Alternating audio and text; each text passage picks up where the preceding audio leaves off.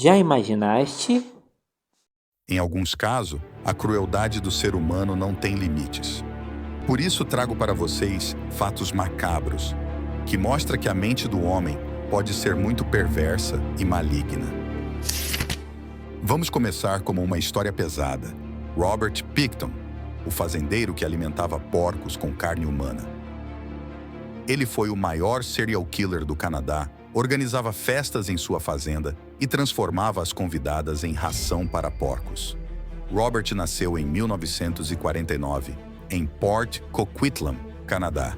Virou fazendeiro ao herdar, junto com um irmão e uma irmã, a criação de porcos dos pais, quando eles morreram na década de 1970.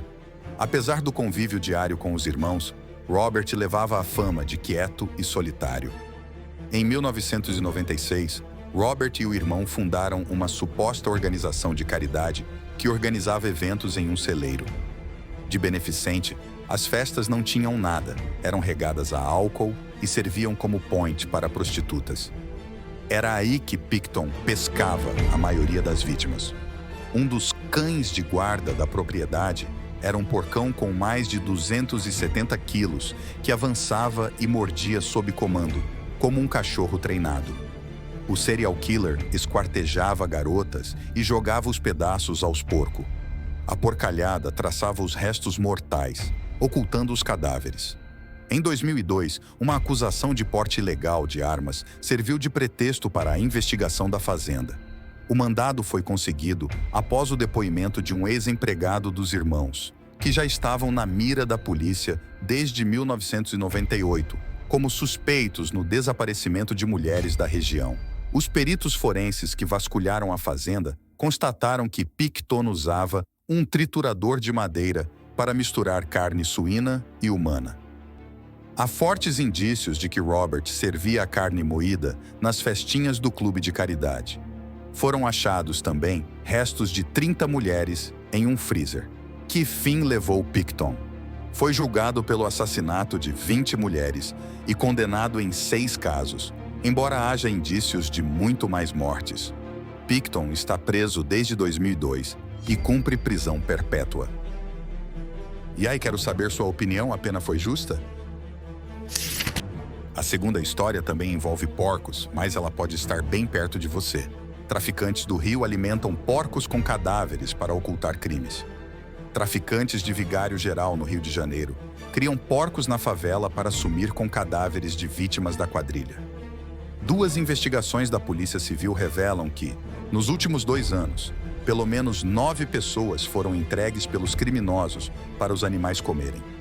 Os suínos são criados, segundo depoimentos de moradores à polícia, num chiqueiro que fica dentro da casa de um traficante, próximo a uma área de mangue entre as favelas. A polícia já sabe até que um dos porcos tem nome e foi batizado pela própria quadrilha, Chicão. O traficante que cuida dos animais era conhecido como o Porquinho ou Zé do Porco.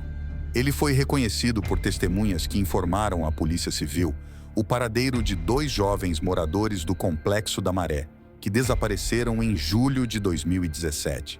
De acordo com a investigação, os jovens foram capturados por traficantes de vigário geral após cometerem um roubo nos arredores da comunidade.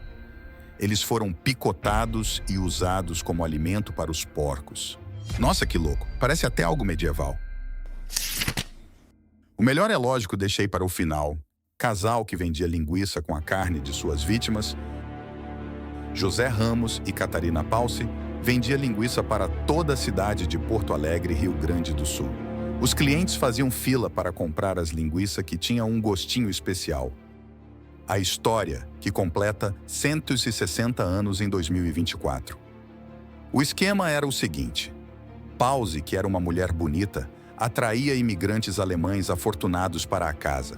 Ramos, seu cônjuge, os matava.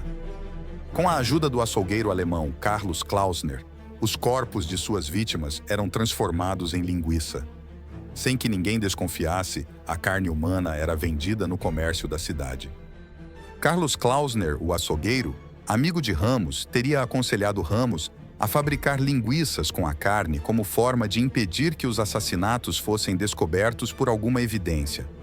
Já os ossos seriam dissolvidos em ácido ou incinerados no seu açougue. Embora o número exato permaneça um mistério, supõe-se que 6 vítimas foram assassinadas. Em agosto de 1863, os desaparecimentos começaram a despertar a curiosidade das pessoas, que pressionavam cada vez mais as autoridades. Isto começou a assustar o açougueiro Carlos Klausner, que decidiu ir para o Uruguai, pois estava infeliz em Porto Alegre. Dessa forma, José Ramos, temendo perder seu parceiro nos crimes, matou-o antes e o enterrou no quintal de sua casa. O casal tomou posse da casa e da loja e dizia a quem perguntava que haviam comprado as propriedades de Klausner. Com a morte do açougueiro, a fabricação de linguiças humanas acabou, pois o casal não tinha experiência profissional para isso. A elucidação dos crimes tem início no ano de 1864, com o desaparecimento do caixeiro viajante José Ignácio de Souza Ávila e do comerciante português Januário Martins Ramos da Silva, que foram vistos no dia anterior na casa de José Ramos, na Rua do Arvoredo.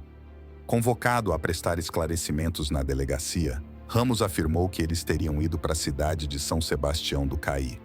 O delegado, não satisfeito com as explicações, no dia seguinte ao depoimento foi revistar a residência, encontrando comprovações de diversos crimes. Foram achados vários indícios, que se deram por meio de identificação dos pertences das vítimas, conservados por Ramos como uma espécie de souvenirs de acontecimentos macabros. Ainda, durante a revista, em estado de decomposição, foram descobertos vários pedaços de um corpo humano enterrados no porão da residência, sendo identificados como sendo o alemão Carlos Klausner, dono do açougue na Rua da Ponte. No poço da casa, encontrou-se despedaçados os corpos de Januário e José Ignácio, e também de um cachorro com o ventre rasgado. O cão era de José Ignácio, que permaneceu na porta da casa de José Ramos, latindo como se esperasse o dono por alguns dias, até que misteriosamente também desapareceu. Catarina, depois de um tempo presa e convertida para a seita dos Mucker, decidiu confessar à polícia que na casa haviam sido mortas mais 6 pessoas e que foram transformadas em linguiça pelo açougueiro Carlos Klausner. O diário de Catarina foi o ponto de partida para a investigação das demais mortes. José Ramos foi sentenciado e condenado à pena de morte por enforcamento pelos seus crimes, depois comutada à prisão perpétua. Ramos negou os crimes até morrer doente, cego e sozinho na Santa Casa de Porto Alegre, em 1893. Catarina Palce acabou sendo presa como cúmplice, condenada a 13 anos de prisão. Saiu da prisão em 1877 e depois acabaria morrendo em um hospício, em 1891. As linguiças fabricadas, vendidas no comércio de Porto Alegre, tinham muito boa aceitação. Agora pense comigo. Imagine você que sempre compra aquela deliciosa linguiça. Anos depois você descobre que foi feita com carne humana. O que faria? Deixe aqui embaixo nos comentários. Pessoal, muito obrigado por assistir. Por hoje é só. Tchau e coisas boas virão.